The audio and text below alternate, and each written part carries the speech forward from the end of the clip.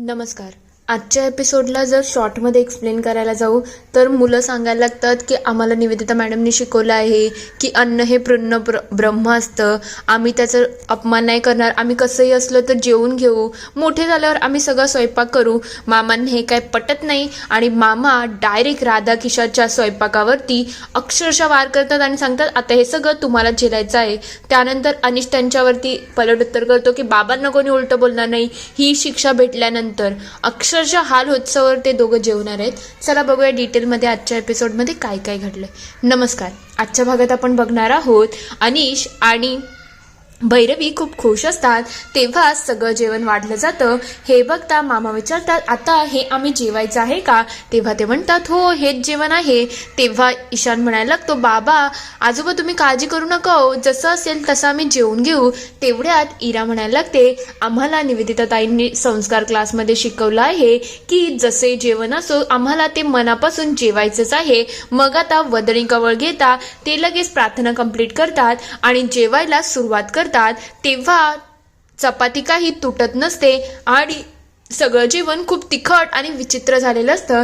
तेव्हा अनिश विचारतो काय झालं, जेवण व्यवस्थित नाही का. तेव्हा इरा म्हणते काय नाही मामी तू काळजी करू नको ग, जेव्हा मी मोठी होईल ना तेव्हा आपण एकत्र स्वयंपाक करू, पण आत्ता स्वयंपाक तुला काही जमला नाही. तेव्हा मामा म्हणतात काय ग हा स्वयंपाक तूच केला आहेस का, म्हणजे एवढे दिवस तुझ्या हातचा स्वयंपाक खाल्ला तेव्हा कधीच एवढी मोठी चूक झाली नाही, पण आज तुझा स्वयंपाक विचित्र आणि विक्षिप्त वाटत आहे, म्हणजे कशाला कशाची सर नाही. तेव्हा राधा म्हणतात कसं आहे मी विचार केला आज काहीतरी वेगळं ट्राय करावं, त्याच्यामुळे ही अशी कडक पोळी आहे ना तिला मी म्हणजे तंदुरी रोटीसारखी केली आणि कसं आहे करपलेला भात का केला तुम्हाला माहिती का, त्याच्याबरोबर लोणचं खरंच खूप टेस्टी लागतं आणि खरंच हे जेवण खूप साजरं झालेलं आहे, तुम्ही एकदा ट्राय तर करा. तेव्हा ते म्हणतात अच्छा तुम्हाला हे जेवण साजरं वाटते ना, मग आता तुम्ही एवढ्या मेहनतीने जेवण बनवलं आहे ते बिलकुल वाया जाता कामा नये. तेव्हा राधा म्हणतात खरंच भाऊजी तुम्हालाच आमची काळजी आहे. तेवढ्यात ते म्हणतात हे बघा आता हे जेवण अजून कोणी नाही तर तुम्ही दोघं संपवणार आहेत, कारण की जेवणाचा अपमान झालेला मला काय आवडत नाही आणि जेवण फेकलेलंही पटत नाही.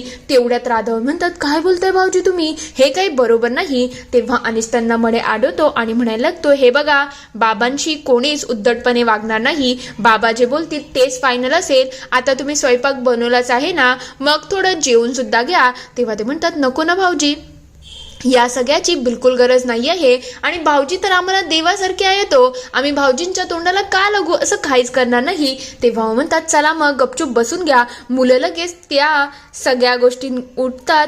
तेव्हा मामा लगेच इकडे बहाणा करायला लागतात की मला हात धुवायचे आहे. अनिश म्हणायला लागतो नको नको हात बीत नको, चला या जेवायला या.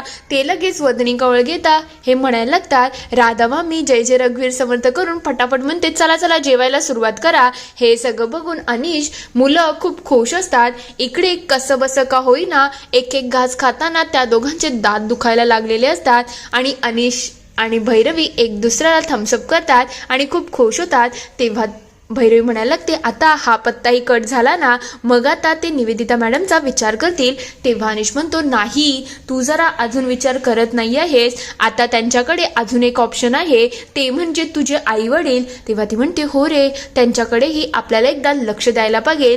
तेवढ्यात मामा म्हणायला लागतात चला चला लवकर फिनिश करा. त्या दोघांची अक्षरशः अवस्था खराब झालेली असते कारण की जेवण खूप खराब झालेलं असतं.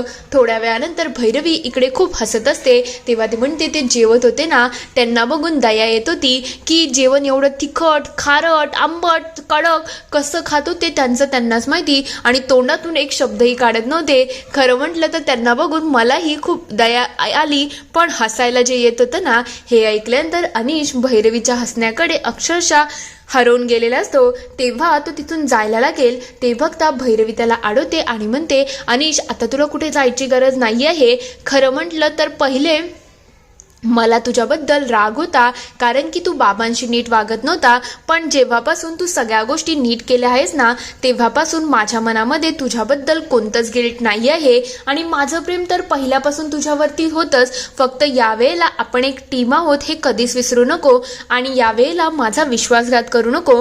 तेव्हा अनिश म्हणतो, नाही भैरवी, असं काहीच होणार नाही. यावेळेला मी तुझ्या पाठीशी खंबीरपणेच राहील, आणि तू जो माझ्यावरती विश्वास आणि प्रेम दाखवला आहे ना, त्याला मी बिलकुल तडा जाऊ देणार नाही. दुसरीकडे राधा मामी इकडे उलट्या करायला सुरुवात करते. त्यांची अवस्था खूप बेकार झालेली असते. तेवढ्यात किशामामा बाथरूमच्या बाहेर येतात आणि म्हणायला लागतात, अगं ही 11वी वेळ आहे. तेव्हा ते म्हणतात, 11वी काय, या पोरांनी आपली 12 वाजवले आणि म्हणून तर आपली ही अवस्था झाली आहे.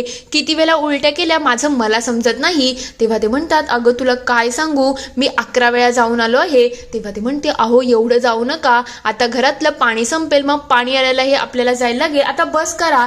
तेव्हा ते म्हणतात, अरे मला असं वाटतं या मुलांनी जे आपल्याबरोबर केलं आहे ना, आपल्याला त्याचा बदला घ्यायला पाहिजे. तेव्हा राधा म्हणतात, तुम्ही काय बदला घेणार आणि कोणाशी बदला घेणार, मला नाही वाटत याचा काही उपयोग होणार नाही. तसंही आपल्या बाजूने पहिले फक्त अनिश होता, आणि आता अनिश जेव्हापासून सुधारला आहे ना, तो तर आपल्याला धारेवरती धरत आहे.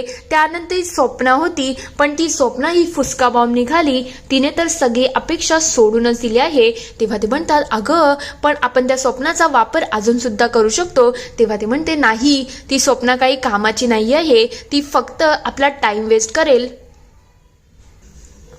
खरं म्हटलं तर तिचा तर फुसका बॉम्बच निघाला आहे. तेव्हा ते म्हणतात, नाही ग, मला असं वाटतंय स्वप्नाला या घरामध्ये जे काही होते ते सगळं कळवलं ना, तर ती आपला काम करू शकतं, आणि तीच आपल्यासाठी एक होप आहे.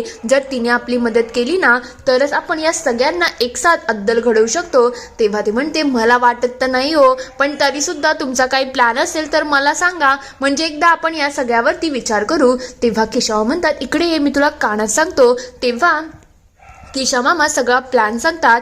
ते ऐकून राधा म्हणायला लागतात, अच्छा, तुमचं पोट खराब झालं आहे, पण डोकं खूप तल्लक चालत आहे. हा प्लॅन तर खूप छान आहे. तुम्ही जसं सांगितलं तसं झालं ना, तर आपला तर फायदाच होईल. तेव्हा ते म्हणतात, आत्ता मला मजा आली. खरं म्हटलं तर आत्ता आपण या सगळ्यांची वाट लावूया. ते पुन्हा वॉशरूमला निघून जातात, आणि राधा मामी पुन्हा उलट्या करायला सुरुवात करतात. तर दुसरीकडे मामा इकडे घराबाहेर जात असतात. तेवढ्यात राधा मामी तिथे येतात आणि म्हणायला लागतात, भाऊजी थोडं चहा तरी पिऊन जा, असं उपाशी पोटी जाऊ नका. तेव्हा ते म्हणतात, नको नको, मला आता काहीच नाही पाहिजे. तेव्हा ती म्हणते, अहो तुम्ही असं उपाशीपोटी नका जाऊ ना, जरा पिऊन तर घ्या. तेव्हा ते म्हणतात, मी सांगितलं ना, मला चहा नाश्ता करायचा असेल तर तो मी बाहेर करेल, आता मला घरचं काही खायचं नाही. तेवढ्यात भैरवी तिथे येते आणि विचारते, बाबा तुम्ही कुठे चालले आहेत का? तेव्हा ते म्हणतात, हो ग, मी तुझ्या आई वडिलांकडे चाललो आहे.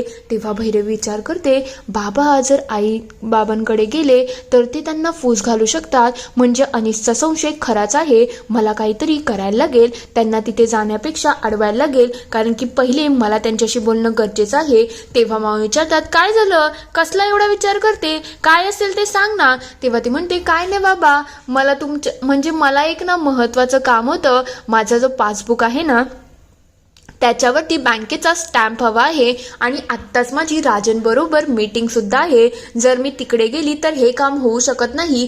त्याच्याचमुळे मी विचार करत होती की कुठे जाऊ दे, तुम्हाला जरा महत्वाचं काम असेल तर मी एक काम करते, मी माझं काम उद्यावर ढकलते. तेव्हा ते म्हणते, काही हरकत नाही ग, तू तुझं काम दे मला, तुझ्यासाठी एवढं तर मी करू शकते. तेव्हा भैरवी लगेच आतून डॉक्युमेंट्स घेऊन येते. ते बघता मामा म्हणायला लागतात, बघ, जोपर्यंत मी इथे आहे ना, आणि जितकी मला तुमची हेल्प करता येईल ना, तेवढी मी तुमची नक्कीच हेल्प करेल. मग तुझं डॉक्युमेंट्स घेऊन ये, मी पहिले तुझं काम करतो, तुझ्या आईवडिलांकडे उद्या जातो. तेव्हा भैरवी म्हणते, बाबा सॉरी हा, मी खरंच तुम्हाला कामाला लावत आहे, पण माझ्याकडे दुसरा कोणता ऑप्शनच नव्हता, म्हणून तुम्हाला हे करायला लावते. तेव्हा ते म्हणतात, काहीच हरकत नाही भैरवी, हे तर मी करू शकतो ना. तेव्हा ते म्हणतात, चल पहिले मी आता मग बँकेत जाऊन येतो, नंतर बाकी सगळं बघतो. हे सगळं राधा मामी चोरून ऐकत असतात. तेवढ्यात भैरवी त्यांच्या जवळ जाते आणि म्हणते, काय राधा मामी, चहा कसा झाला आहे? एक नंबर टेस्टी झालाय तुमचा चहा. दुसरीकडे इकडे स्वप्ना खूप चिडलेली असते. तेव्हा ती म्हणते, हे अनिश आणि भैरवी मुद्दाम माझ्यासमोर हे सगळं करत होते ना. तिला आठवण येतं की कशी ते रस्त्यावरती एक दुसऱ्याला मिठी मारत होते. नंतर भैरवीने कसं तिला सुनावलं होतं की तू सुडाच्या अग्नीमध्ये एवढी जळाली होती ना की तुझ्यामुळे माझा संसार, माझी फॅमिली पुन्हा एकत्र आली. खरं म्हटलं तर तुझ्यामुळे माझा फायदाच झाला आहे, म्हणून काही नुकसान करण्यासारखं तर तुम्ही काही केलंच नाही. आणि तिला जी मिठी मारतो हे सगळं आठवल्यानंतर ती अक्षरशः चिडते आणि म्हणते, यांनी माझा प्लॅन बरबाद केला आहे ना, मी यांना सोडणार नाही. तेवढ्या ती ग्लास फेकते तर तो ग्लास अजून कोणी नाही तर किशा मामा पकडतात. तेव्हा ती विचारते, तुम्ही इथे काय करताय? तेव्हा राधामामी लगेच तिचे पाय धरतात आणि म्हणायला लागतात, अगं तूच आमची होप आहेस, आमच्याकडे दुसरा कोणता ऑप्शनच राहिला नाही, तुझ्याशिवाय कोण आम्हाची मदत करू शकत नाही, प्लीज एकदा समजून घे. तेव्हा ती म्हणते, आता तुम्हाला माझी काय मदत हवी आहे? तुमच्या अनिशने तर मला धोका दिला ना, आणि अजून सुद्धा तुम्ही माझ्याकडून अपेक्षा ठेवताय. तेव्हा ती म्हणतात, जे झालं ते झालं, अनिश बाबू आता वेगळा झाला आहे, पण तुला माहितीये का ते भैरवी अनिश कुठे चालले आहेत? ते कुठले बेल्जम असं काहीतरी नाव होतं. तेव्हा किशोर म्हणतात, अगं मी सांगतो कुठे, बेल्जियमला चालले आहेत ते. तेव्हा ती म्हणते, बेल्जियम बोलायचंय का तुम्हाला? तेव्हा ते म्हणतात, हो ते तिकडेच चालले आहेत. आणि तुम्हाला माहितीये का अनिशला तिथे खूप चांगल्या प्रकाराची नोकरी मिळाली आहे, आणि वरून भैरवीला त्या राजांनी तिकडे एक पार्टनरशिपची ऑफर सुद्धा दिली आहे, आणि त्या दोघांचं तर सगळं चांगलं होणार आहे. हे सगळं तर काहीच नाही. तुला माहितीये का ती पोलीस मॅडम जी घरात आल्यापासून तुझे सगळे प्लॅन बरबाद झाले ना, तिचं आणि आमच्या भाऊजींचं म्हणजे माझ्या भाऊजींचं लग्न लावायला घेतलं आहे. कारण की ती जर त्या घरामध्ये आली तर तू विचार कर तुझी काय वाट लागेल. जेव्हा ती मुलांची आजी होईल तेव्हा ती तुला कठोरात कठोर शिक्षा देईल आणि तुला खडी फोडायला पाठवेल म्हणजे पाठवेल. याचा तुला विचार करायला पाहिजे. म्हणजे तू जेलच्या आतमध्ये गेली म्हणजे गेली. तेव्हा ती म्हणते, अच्छा आत्ता मला समजलं की भैरवी एवढी कॉन्फिडन्स का होती आणि तिला एवढा का आत्मविश्वास होता. तेव्हा ते म्हणतात, हो त्यांना खूप कॉन्फिडन्स आला आहे, म्हणून तर ते त्यांचे लग्न करण्यासाठी एकदम नाचायला लागले आहेत. पण या लग्नामध्ये तुलाच काहीतरी विघ्न आणायला लागेल. तेव्हा ती म्हणते, मी असं काहीतरी करेल ना, हा लग्नाचा जो खेळ रचला आहे ना तो सगळा पूर्ण खालच्या तरापासून पूर्णपणे बर्बाद होईल. बघाच मी काय काय करते. ती हे सगळं बोलून खूप खुश असते. तर दुसरीकडे मीना इकडे भाजी निवडत असते. तेवढ्यात तिथे चंदनाजोबा येतात आणि म्हणायला लागतात, अगं तू बायकांशी बोलली ना, यावेळेस ऑर्डर थोडी मोठी आहे, मग आपल्याला एक्स्ट्रा बायका लागतील आणि ओव्हर टाईम सुद्धा करायला लागेल. तेव्हा ती म्हणते, हो मी ऑलरेडी सांगितलं आहे की 10 बायका एक्स्ट्रा हव्या आहेत, आणि वरून त्यांना सांगितलं आहे 2 दिवसा पहिले सगळं कामाची आवरावर करून घ्या, म्हणजे आपल्याला ज्या दिवशी ऑर्डर द्यायची असेल ना त्या दिवशी काही प्रॉब्लेम होणार नाही. तेव्हा ती म्हणतात, चांगली गोष्ट आहे, पण तरी सुद्धा एकदा सगळ्या गोष्टी तू कन्फर्म करून घे, वेळेवरती काही प्रॉब्लेम नको. तेव्हा ती म्हणते, हो ते तर मला सुद्धा समजते, पण तुम्ही नका काळजी करू, मी सगळं मॅनेज करेल. तेवढ्या ते म्हणतात, मला आता अशोक भाऊजींचा कॉल आला होता, ते आपल्याला भेटायला येणार आहेत. तेव्हा ती म्हणते, म्हणजे जे मुलांचा संशय होता तो खरा होणार आहे, मला तर त्यांच्या येण्याची आता भीती वाटत आहे. तेव्हा ते म्हणतात, ते आपले व्याही आहेत, ते आपल्या घरी तर येतील ना, आणि मुलांनी जसं सांगितलं आहे ते योग्य सुद्धा आहे, मग आपल्याला त्यांची साथ द्यायला पाहिजे. तेव्हा ती म्हणते, पण आपण आपल्या इराईशानला सांभाळण्यासाठी नकार कसा द्यायचा हो, हे काही मला पटत नाही. तेवढ्यात तिथे भैरवी आणि अनिश येतात आणि म्हणायला लागतात, आई तुला नकार द्यायला लागेल हे आठवण ठेव. मीना हे ऐकून अक्षरशः टेन्शनमध्ये आलेली असते की आता मी या सगळ्या गोष्टीतून कसा मार्ग काढू. इथे एपिसोड संपतो. पुढील भागात आपण बघणार आहोत इकडे मामा चंदनाजोबा आणि मीनाला भेटायला गेलेले असतात. तेव्हा ते विचारतात, काय हो तुम्ही आज अचानक? तेव्हा म्हणतात, मला तुमच्याशी थोडी एक महत्वाची गोष्ट विचारायची आहे, कारण की आता भैरवी आणि अनिश दोघंही बेल्जियमला जाणार आहेत आणि मुलांच्या काळजीमुळे मला रात्रभर झोप येत नाही आहे. म्हणून मला असं वाटतंय तुम्ही जर मुलांची जबाबदारी घेतली तर माझ्यासाठी खूप गोष्टी सोप्या होऊन जातील. तुम्हाला हे जमेल का? मीना आणि चंदन आजोबांच्या तोंडातून शब्दच निघत नसतात. इथे हा पूर्ण एपिसोड संपतो. आता खरंच हे मुलांना स्वीकारतील की नाही, तुम्हाला काय वाटतं ते मला कमेंटमध्ये नक्की कळवा. व्हिडिओ आवडला असेल तर लाईक, शेअर, सबस्क्राईब करायला विसरू नका. Thank you for watching.